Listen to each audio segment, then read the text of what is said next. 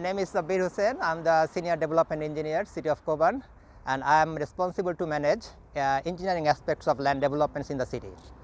Today, we will take you to some sites to show you how city prefers stormwater management within the new developments. Land development is a complicated process, but things can get easier if we try to, especially in the area of stormwater management, if we try to adopt water sensitive urban design principles by mimicking pre and post development hydraulic regime.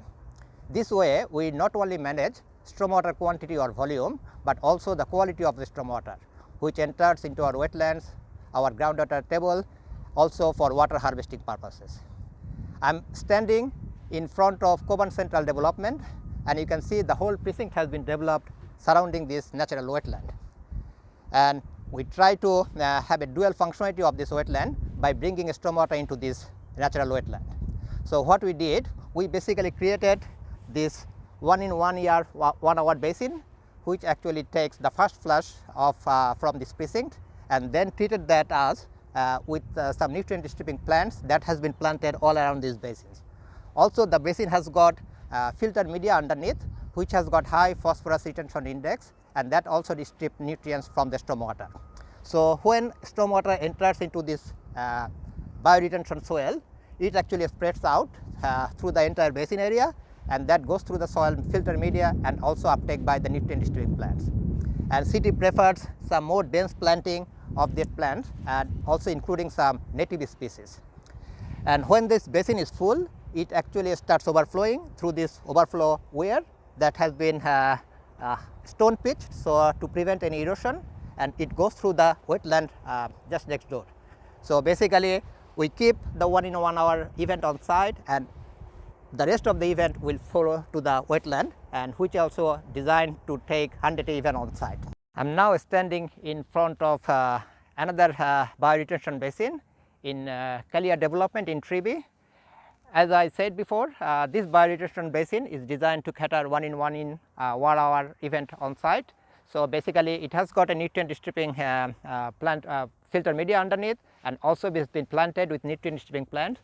So the first flush will be treated here, and then once that is full, it will overflow to this BMX track or the pump track we built here. We actually have got underground chambers under this pump track. So basically, this is a 100% usable community space that can be used any time of the year, and also has got drainage functionality underneath.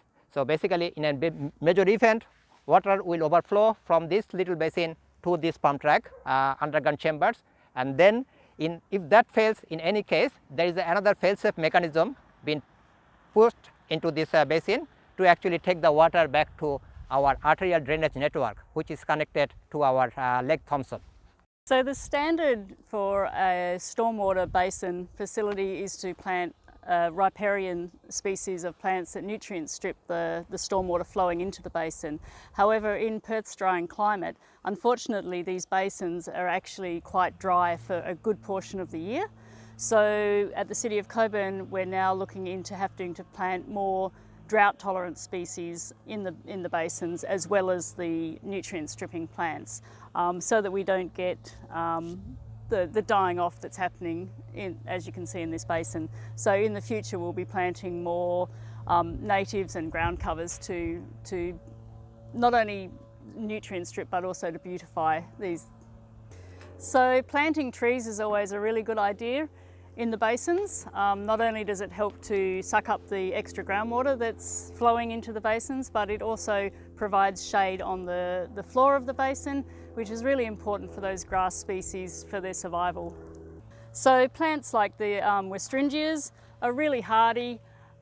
They survive with very little water once they're established, and they're very pretty. They have flowers occasionally.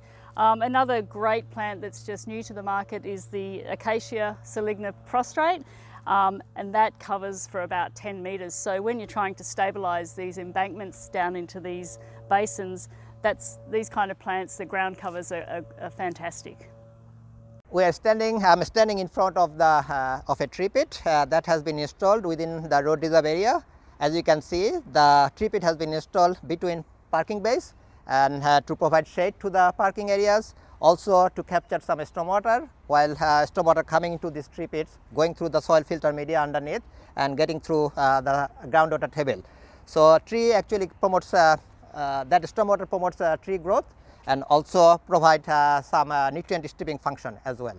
And we also put a custom made grate on top of these tree pit areas.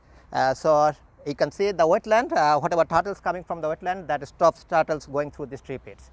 City's policy to, because for any new development areas, to actually promote tree growth and tree canopy coverage in the development, because with the urban heat island effect, we reduce, we actually increase the greenhouse gas emission. So the tree canopy provides the shade and also reduce that urban heat island effect. So we try to promote tree growth as much as possible within any new development area. And as part of this development, you can see the large number of trees has been planted in this area.